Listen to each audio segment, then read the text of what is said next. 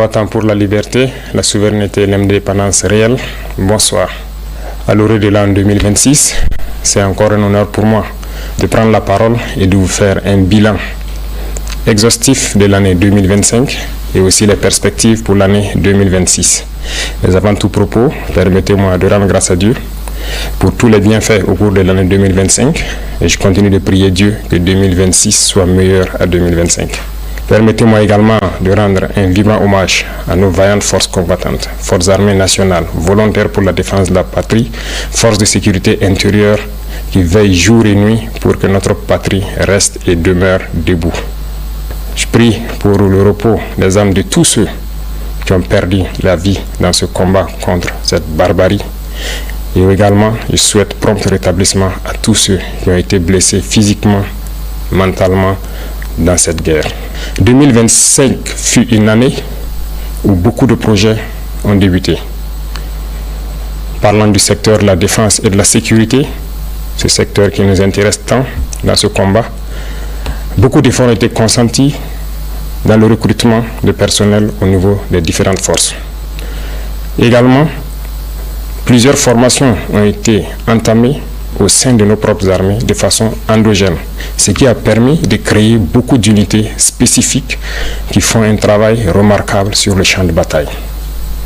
En termes d'équipement, il y a eu l'arrivée au cours de l'année 2025 de beaucoup d'équipements lourds, mais également des équipements stratégiques que nous n'avons pas voulu présenter. Cet équipement va se poursuivre et le renforcement des effectifs va également se poursuivre au cours de l'année 2026 et la guerre va continuer à s'intensifier et notre armée va continuer de monter en puissance. Plusieurs opérations ont eu lieu sur le théâtre des opérations. Nous retenons principalement une opération audacieuse qui a été lancée il y a 2 mois de cela, l'opération qui a été baptisée l'Almazga, en français mur de glace. Cette opération audacieuse a permis à nos forces combattantes de se poser dans les sanctuaires de l'ennemi, là où depuis 5-6 ans on croyait impossible d'atteindre, nos unités ont mis pied et ont reconquis ces zones.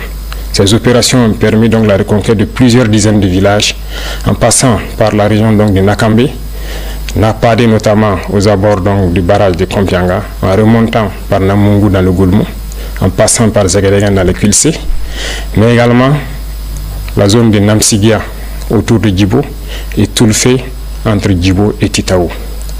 Ces opérations ont été menées avec la plus grande audace et l'ennemi a été écrasé sur le passage de nos forces combattantes qui s'y sont installées et continuent leur progression au fur et à mesure.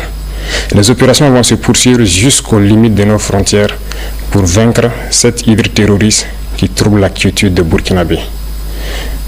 L'armée va continuer à monter en puissance, les forces de sécurité intérieure également. Il y aura un petit changement qui va permettre au VDP de se projeter plus en avant pour appuyer les autres forces. Cette situation de conflit a également fait que nous avons malheureusement des personnes déplacées internes qui attendent toujours de rejoindre leur village. La reconquête se poursuit certes, mais au niveau de l'action humanitaire, nous avons entrepris un certain nombre de démarches au cours de l'année 2025, notamment en construisant des abris initialement pour ceux qui sont accueillis dans certains villages, mais pour ceux qui sont réinstallés, nous avons beaucoup d'efforts que nous avons consentis en reconstruisant des écoles, en faisant des fourrages, en aménageant des terres et pour pouvoir les réinstaller et qu'ils puissent vivre dignement au retour dans leurs villages respectifs. Nous allons poursuivre cette tendance parce que nous ne voulons pas que nos populations qui retournent dans leurs villages restent dans l'assistanat. Nous voulons qu'elles puissent contribuer, qu'elles puissent produire et pouvoir vivre dignement. Voilà pourquoi le ministère donc, de l'Action humanitaire est basé sur les différents ministères pour pouvoir accompagner toutes ces personnes déplacées internes initiales au retour dans leur village, de pouvoir s'installer et avoir donc de quoi travailler dans leurs villages respectifs. Cette dynamique va se poursuivre d'autant plus que beaucoup de villages sont en train d'être reconquis à l'instant même où je parle. Chaque villageois qui se réinstalle doit pouvoir travailler et se nourrir lui-même. Parlant du domaine de la santé, plusieurs efforts ont été consentis. Il s'agit notamment donc de la construction des centres médicaux communaux qui ont vu le jour en 2025 et cette dynamique va se poursuivre. Certains sont en phase de finition, mais d'autres sont donc en début de construction. L'équipement de ces centres va permettre de rehausser donc le niveau de l'offre de soins au niveau de nos populations. Pour les centres existants, le plateau technique a été amélioré en termes de laboratoire, en termes d'imagerie. Ces offres de soins vont continuer de s'améliorer au profit de nos populations, mais également au profit donc des populations de nos pays voisins, parce que le nombre de patients venus des pays voisins a connu donc un accroissement considérable au cours de l'année 2025, dû principalement à notre politique de revoir à la baisse les coûts des prestations de santé. Nous allons poursuivre dans cette dynamique au cours de l'année 2026 avec la pose aussi des pierres de 9 centres de santé à l'image du centre de santé de Pala. Toutes ces infrastructures vont donc connaître un début au cours de l'année 2026. Dans le domaine de l'éducation, plusieurs projets ont eu lieu, notamment donc la mutation et la modernisation de nos structures éducatives, des constructions qui désormais vont aller en hauteur. Et donc il y a un projet pour que 2026 soit le début effectif de l'implémentation de ce type de centres d'éducation tout au long de l'année et partout sur le territoire national. Vous savez bien que nous sommes dans une mutation pour amoindrir un peu l'effet de l'enseignement général et mettre l'accent sur l'enseignement technique et professionnel. Cette mutation est en cours. Beaucoup de lycées techniques et professionnels verront le jour, mais également très bien équipés pour pouvoir répondre aux besoins de développement de notre patrie. Du côté de nos étudiants, beaucoup de centres universitaires verront le jour au cours de l'année 2026, mais déjà en 2027, nous avons commencé la construction d'un certain nombre d'amphithéâtres et de bâtiments pédagogiques. Certains sont en phase de finition et d'autres finiront en 2026. Nous poursuivrons cette dynamique pour permettre à tous les centres universitaires, à toutes les universités, de pouvoir étudier de façon digne et aussi la modernisation en ce qui concerne l'Internet et l'éducation virtuelle va se poursuivre parce que nous venons d'acquérir donc un certain nombre de serveurs au profit uniquement des universités pour que les étudiants puissent avoir des bibliothèques en ligne et cette dynamique va se poursuivre. Les laboratoires vont continuer à monter en puissance et nous allons ainsi donner un espace à nos étudiants de faire des cours théoriques mais également de faire la pratique et de s'exprimer pour que petit à petit leur éducation passe d'une éducation théorique à une éducation pratique pour la production au profit de nos populations. Dans le domaine des infrastructures, beaucoup d'efforts ont été consentis. Au cours de l'année 2025, comme vous le savez, 4 régions ont bénéficié de leur brigade de construction des routes. D'autres équipements spécifiques de terrassement et également de bitumage sont arrivés. Et au cours de l'année 2026, s'il plaît à Dieu, 4 autres régions en début d'année seront dotées de brigades de construction des routes et ça sera le début effectif de construction d'un certain nombre de routes nationales et départementales en plus des autoroutes qui sont programmées. Nous voulons aller à un rythme soutenu, ce qui nécessite que nous équipons toutes les régions avant de pouvoir nous projeter de façon efficace, comme cela a été le cas avec le lancement des travaux de l'autoroute. Nous avons opté de changer le modèle donc d'urbanisme. L'État va prendre en compte la construction de nos villes.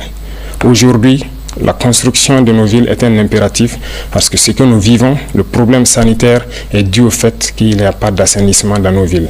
Les espaces sont trop grands et nous avons opté de construire en hauteur.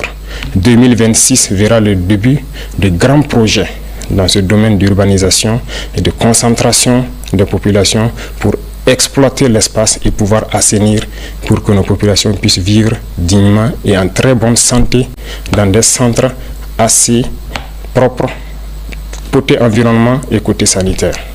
Dans le secteur minier, 2025 a connu des innovations majeures. Il s'est agi pour nous de faire en sorte de nous approprier de nos ressources minières, ce qui a conduit l'État à d'abord s'approprier d'un certain nombre de mines en rachetant avec certains partenaires, mais également en se mettant à l'exploitation des mines tant industrielles que semi-mécanisées, à travers la création donc de la SOPAMIB. Également, les sorties d'or incontrôlées ont connu donc une baisse significative à travers la création de la SONASPE qui a permis d'avoir un contrôle tant sur l'orpaillage traditionnel que sur l'exploitation industrielle donc de nos ressources minières. Le secteur de l'énergie va connaître également une mutation en 2026 à travers la création d'une initiative. Une initiative qui va être axée sur l'eau et l'énergie pour permettre à nos populations de bénéficier d'eau potable partout où elles sont et également de bénéficier de l'électricité pour pouvoir vaquer à leurs occupations. Dans ce sens, nous avons entamé en 2025 un certain nombre de projets pour accroître l'offre d'énergie et aussi être indépendant pour diminuer les importations d'énergie au Burkina Faso. Chers frères et sœurs, chers parents, 2025 a été une année riche en termes d'agriculture et d'élevage. Nous avons assigné donc des objectifs au ministère de l'Agriculture et par la grâce de Dieu, la pluviométrie fut bonne et nous avons dépassé les objectifs pour plusieurs spéculations et d'autres bien atteints. L'autosuffisance alimentaire, qui est un combat de tous les jours que nous menons, nous pouvons dire aujourd'hui que nous avons atteint l'autosuffisance alimentaire au cours de l'année 2025. Nous allons poursuivre les efforts dans le secteur de l'agriculture, notamment en rachetant des machines tant pour les labours que pour les récoltes, en faisant des labours gratuits, fortement subventionnés au profit de nos populations, en subventionnant les intrants et également en leur fournissant des semences de qualité produites par nos chercheurs. Beaucoup de terres sont en train d'être récupérées par nos forces combattantes. Nous allons rapidement nous mettre à la tâche dès le début d'année dans l'aménagement de ces terres pour permettre à ces populations qui se réinstallent de pouvoir exploiter de façon sereine leurs terres et accroître nos productions.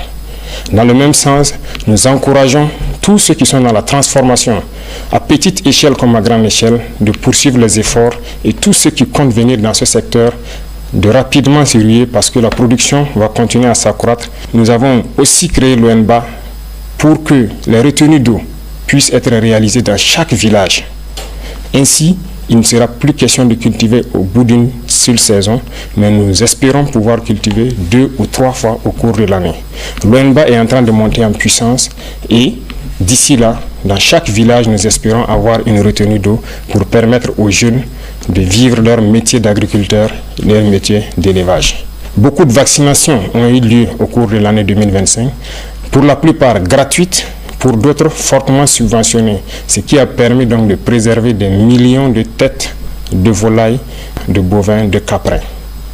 La pisciculture est en train de monter en puissance avec les cages flottantes qui sont installées un peu partout sur nos barrages, ce qui est une très bonne expérimentation qui a fait accroître la production piscicole de Burkina Faso et nous espérons que 2026 puisse être une année au cours de laquelle nous allons être suffisamment outillés pour atteindre l'autosuffisance et arrêter un tant soit peu l'importation de poissons d'eau douce au Burkina Faso. Les efforts vont se poursuivre également dans le secteur de l'élevage en faisant en sorte qu'en stabulation pure, les éleveurs puissent bénéficier donc de cultures fourragères et également à travers Faso Goulougo de bénéficier d'aliments de qualité qui seront produits et contrôlés par nos chercheurs. Tout cela contribue donc à atteindre l'autosuffisance alimentaire, mais également à participer à la transformation de nos matières premières et en vue d'une exportation vers certains pays amis qui voudront bien s'approvisionner au Burkina Faso. Camarades, dans le domaine de l'économie, 2025 a été une année prolifique pour le Burkina Faso. Je peux dire, en macroéconomie, sans me tromper, que notre économie se porte très bien. En témoigne, lorsque nous faisons le test d'aller sur le marché régional, de lever des fonds, nous sommes toujours au-delà de ce que nous espérons. Ce qui prouve la confiance des opérateurs économiques et de certains bailleurs africains au Burkina Faso. Nous allons poursuivre les efforts, tant dans le domaine des impôts, de la douane, mais également de la digitalisation des opérations pour diminuer le risque de fraude au niveau donc de notre économie. C'est dans ce sens qu'à partir de janvier, il sera lancé normalement la facture électronique certifiée qui doit permettre au commerce de pouvoir se faire sans corruption. Et cela permettra donc encore d'accroître les recettes de l'État et de pouvoir mener un commerce sain au profit donc de nos populations. Nous allons poursuivre les efforts dans le domaine de l'économie à travers une économie saine qui doit permettre à ce que les investissements soient structurants et continuent à diminuer les dépenses de fonctionnement au niveau de l'administration. Les efforts consentis au niveau de l'agriculture, au niveau de la défense et dans tous les secteurs des infrastructures, notamment en prenant en compte la construction de nos infrastructures nous-mêmes, permettent de faire beaucoup d'économies d'échelle. Dans le domaine de l'énergie et de l'eau, les initiatives qui vont venir doivent permettre également de faire des économies d'échelle et de pouvoir investir dans des secteurs structurants. Tout cela doit permettre à l'économie burkinabé de faire une avancée significative. En plus de cela, les ressources minières que nous allons exploiter par nous-mêmes maintenant doivent permettre en 2026 de faire un bond considérable en matière de PIB pour que le Burkina Faso puisse, dans un laps de temps, devenir une économie émergente à travers le monde. Dans le domaine donc de la culture, nous poursuivons les efforts, de sorte que nous revenons petit à petit à nos valeurs, à nos racines. Il n'y a que par cette manière que nous pourrons nous affirmer et développer notre nation. Je le dis parce que revenir à l'éducation technique et professionnelle et en combinant cela avec nos valeurs, nos connaissances endogènes, nous pouvons créer et innover à partir de ce qui existe et pouvoir arrêter un tant soit peu les importations d'un certain nombre de produits au Burkina Faso.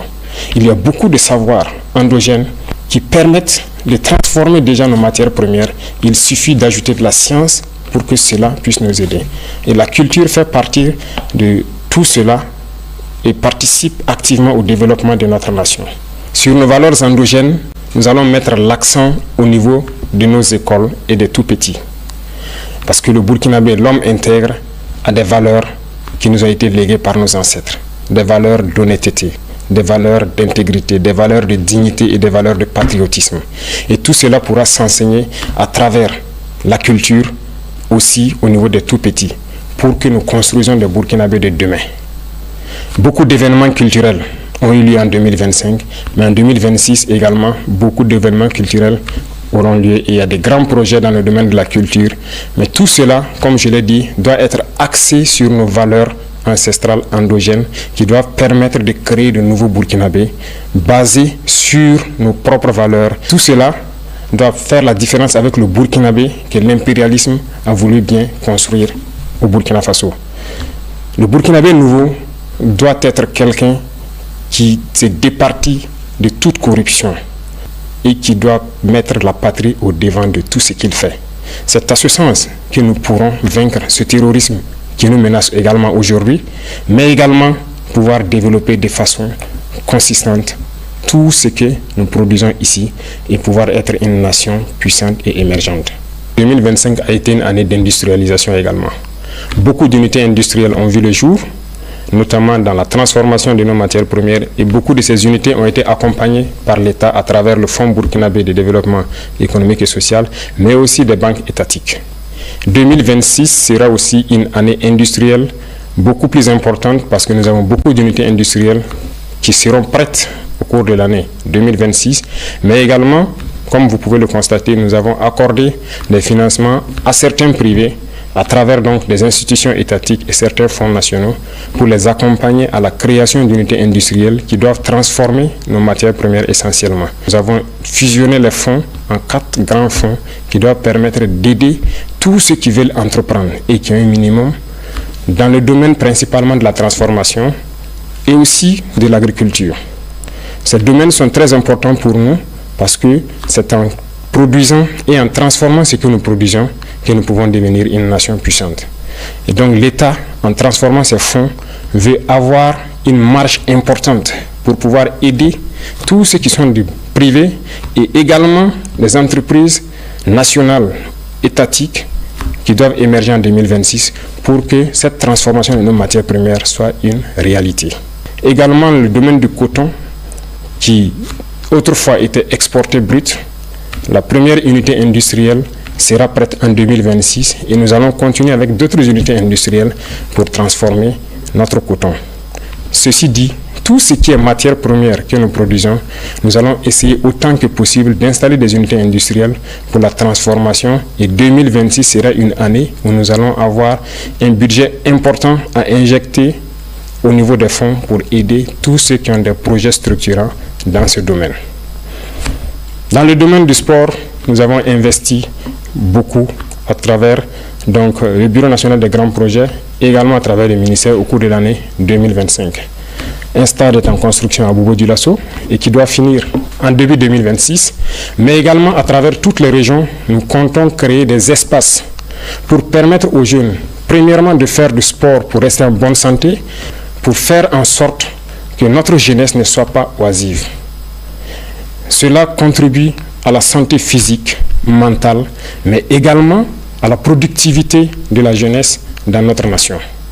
Nous allons poursuivre les efforts dans ce sens au profit de la jeunesse et développer tous les types de sports qui puissent être développés au Burkina Faso et qui puissent faire en sorte que la jeunesse soit en cohésion parfaite. À toutes les équipes qui représentent le Burkina Faso à l'extérieur dans les compétitions internationales, nous leur souhaitons plein succès pour 2026 et particulièrement les étalons qui aujourd'hui défendent les couleurs nationales, nous leur souhaitons plein succès jusqu'à la victoire finale. Camarades combattants, le domaine de la justice est un domaine qui nous tient à cœur.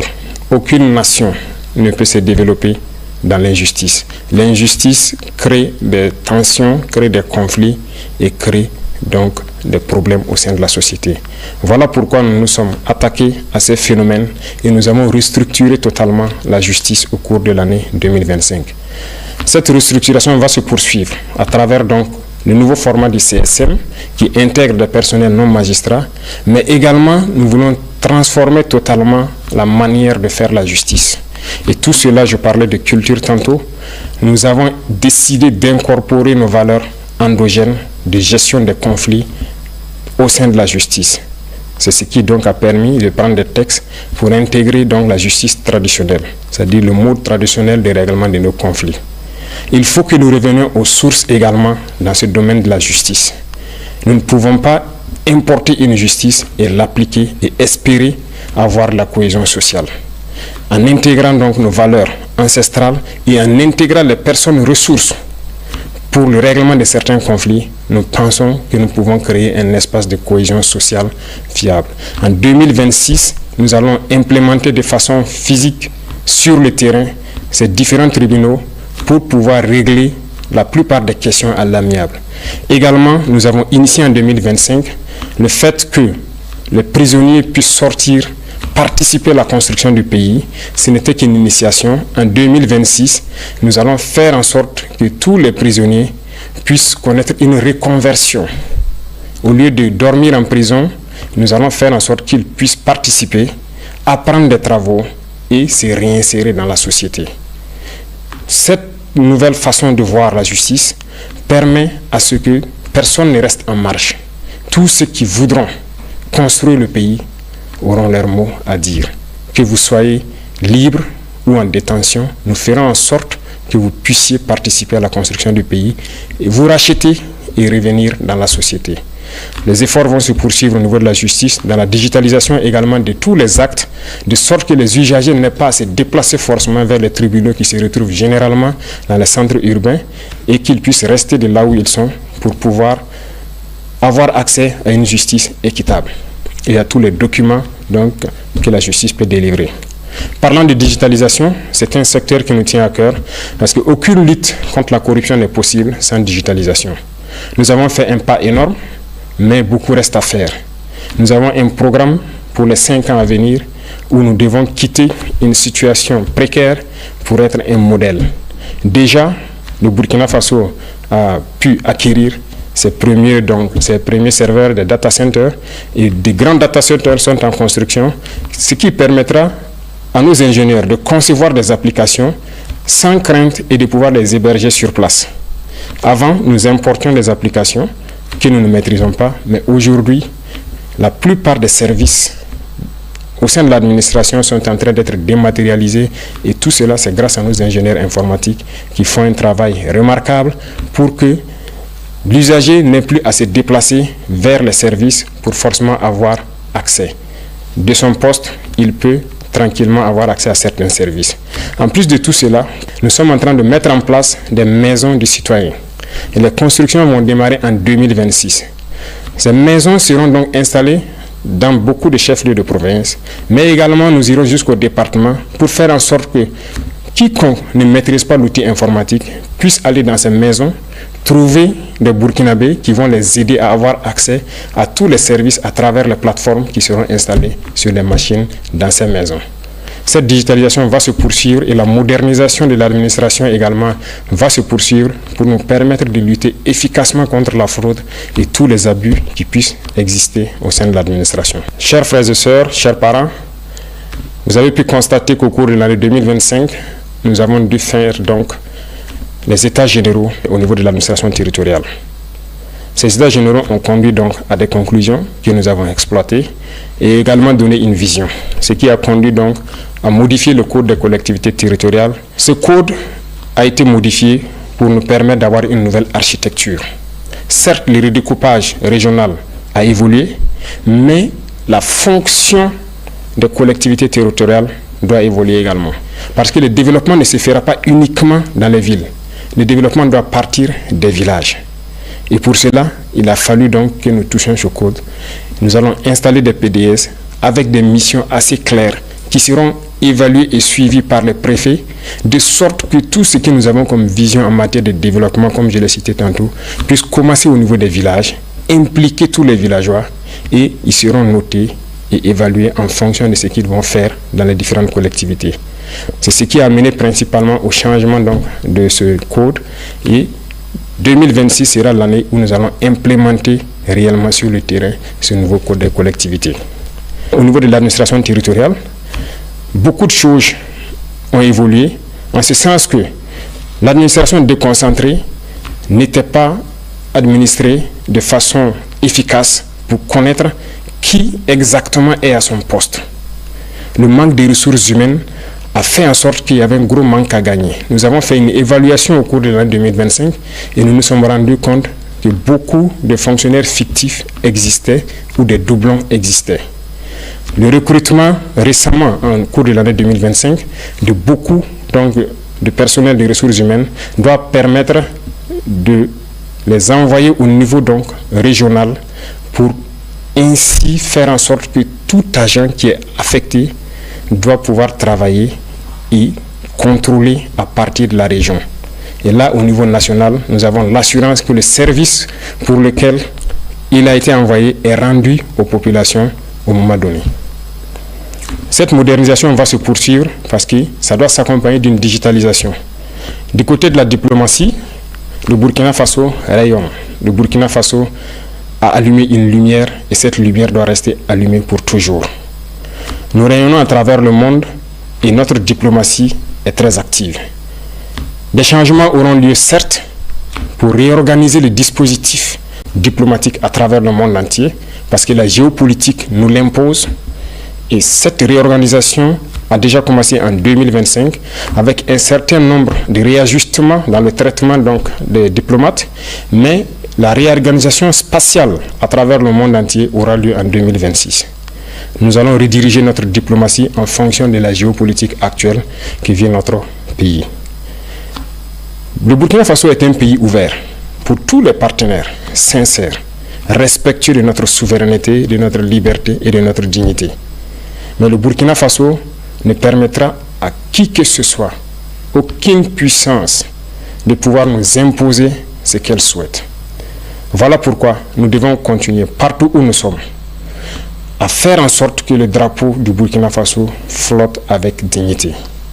Et ceci pour m'adresser à la diaspora que je félicite pour ses actes patriotiques qui continuent de faire rayonner l'image du Burkina Faso à l'extérieur, de continuer à rester patriotique et intègre.